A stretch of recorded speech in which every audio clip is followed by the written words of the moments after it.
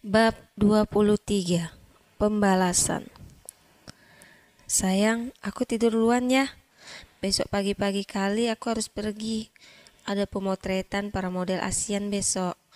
Mungkin 5:30 pagi aku sudah berangkat dengan Pak Agus. Putri menjelaskan sambil menguap sesekali. Iya sayang. Duluanlah, aku masih ingin mengerjakan pekerjaanku di ruang kerja. Putri mencium Alan dan langsung meninggalkannya sendiri di meja makan itu.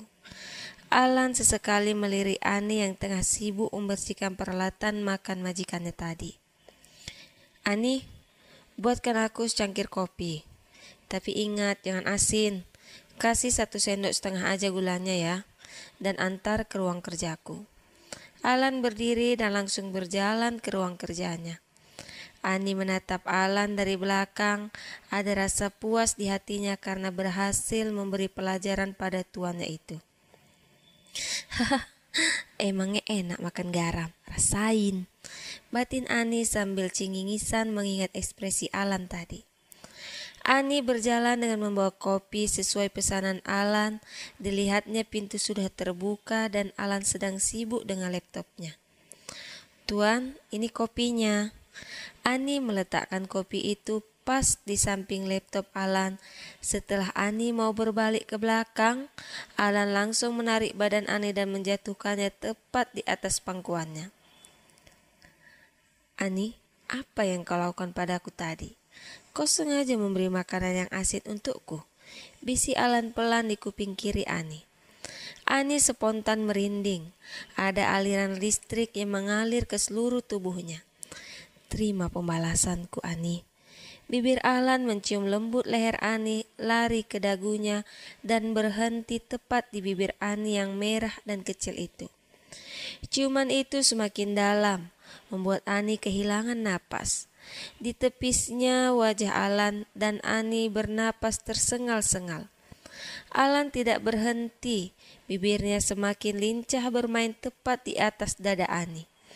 Ditambah gerakan tangannya yang membuka kancing piyama Ani satu persatu, sehingga terlihatlah gundukan gunung yang menantang dari balik beranya itu. Ani benar-benar menikmati setiap ciuman yang diberikan Tuan Alan. Tangannya meremas kuat rambut Alan dan menggigit bibirnya. Brak! Gelas kopi jatuh ke bawah tersenggol tangan Ani. Kedua sejoli itu tersadar dari aksi mereka. Ani langsung bangkit dan tanpa sepatah kata pun dia langsung berlari ke kamar dengan baju terbuka. Sedangkan Alan menyapu mukanya dengan kedua tangannya. Entah mengapa setiap dia melihat Ani seperti ada perasaan begitu nyaman dan kedekatan yang mengalir begitu saja tanpa ia sadari. Alan bukan tipe lelaki yang suka melecehkan wanita, apalagi seperti yang dilakukannya kepada Ani. Dia benar-benar pusing dengan sikapnya dan ada rasa bersalah kepada gadis polos itu. Ingin dia menghindari, tapi gejolak rasa itu semakin bertambah setiap harinya. Aku tidak boleh menyukai wanita lain selain Putri. Jangan sampai perjuanganku 3 tahun ini sia-sia. Batin Alan meyakinkan hatinya. Ani menangis di kamar, meratapi atas perbuatan yang dilakukannya tadi. Tubuhnya sangat merespon dan menikmati setiap sentuhan bibir Alan. Ingin hati dan pikirannya menolak, tapi setiap Tuan Alan melakukan perbuatan itu seperti ia tersihir dan terbuai. Bahkan tubuh itu meminta jauh lebih dalam. Apa yang terjadi pada diriku? Aku tidak mau ini terlalu jauh. Batin Ani sambil menghapus air mata di pipinya. Bab 24. Kejahatan di pasar tradisional. Bik Sumi, cepetan, entar keburu siang. Semua ikan dan sayur segar pada habis nanti, ucap Nyonya Mira sambil menunggu Bik Sumi di dalam mobil. Iya non, tunggu sebentar. Bik Sumi lupa naruh cuttingnya di mana tadi. Padahal tadi saya pegang loh non, tapi kok enggak ada ya? Bik Sumi memang selalu begitu, sifatnya yang pelupa dan suka melatah, kadang-kadang suka membuat majikannya itu jengkel. Tapi di sisi lain Bik Sumi adalah orang kerja kepercayaan Nyonya Mira. Bik Sumi berputar-putar, entah sudah berapa kali dia keluar masuk dapur. Nyonya Mira yang melihatnya capek dan merasa pusing kepalanya. Pak Ujang, coba bantu Bik Sumi mencari katingnya. Entar keburu siang, Nyonya Mira menyuruh supirnya. Pak Ujang memeriksa di sekitar mobil. Dilihatnya di sisi kanan dan kiri mobil tapi tidak ada. Dibukanya bagasi, ternyata 2 kating sudah tersusun rapi di situ. Non, katingnya ada di dalam bagasi mobil. Bik Sumi yang mendengar ucapan Pak Ujang langsung membuka bagasi untuk memastikan kebenarannya. Bik Sumi langsung tersenyum malu dan masuk ke dalam mobil. Maafkan saya non, saya benar-benar gak ingat. Sambil mengkusuk pelan paha nyonyanya itu. Ya udah loh Bik Sumi, gimana lagi, toh katingnya juga udah ketemu. Cepetan, kita berangkat Pak Ujang, entar keburu siang. Pak Ujang pun melaju dengan kecepatan kencang. Sesampainya di pasar tradisional, ban mobil Pak Ujang bocor. Mungkin tertusuk paku di jalan tadi non. Saya tinggal dulu ya, mau bawa mobil ke bengkel bentar.